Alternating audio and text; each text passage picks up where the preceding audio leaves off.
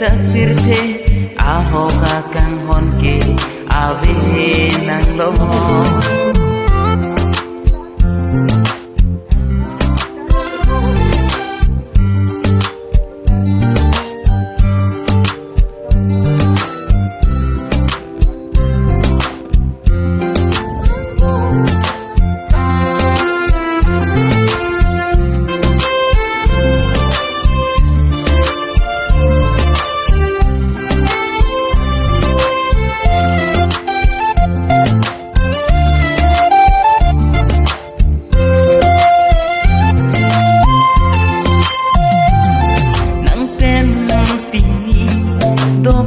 long kai nang joy ne si ne do thek the tha thek the an bin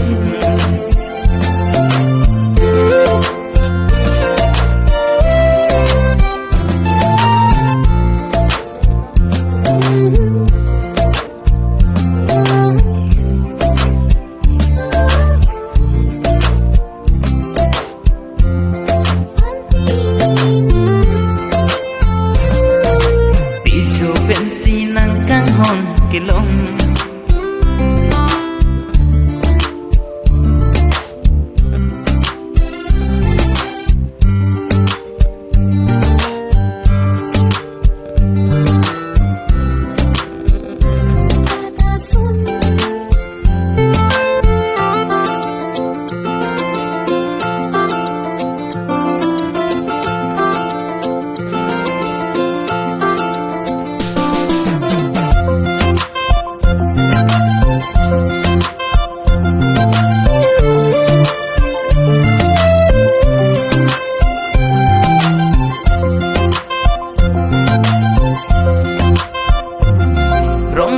chui chốt căng hôn nắng tin cọp nắng son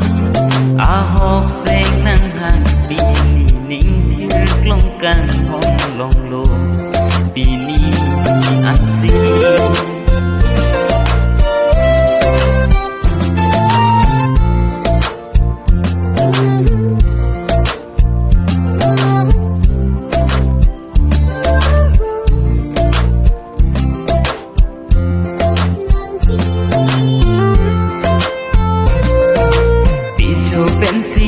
căng hòn cái lông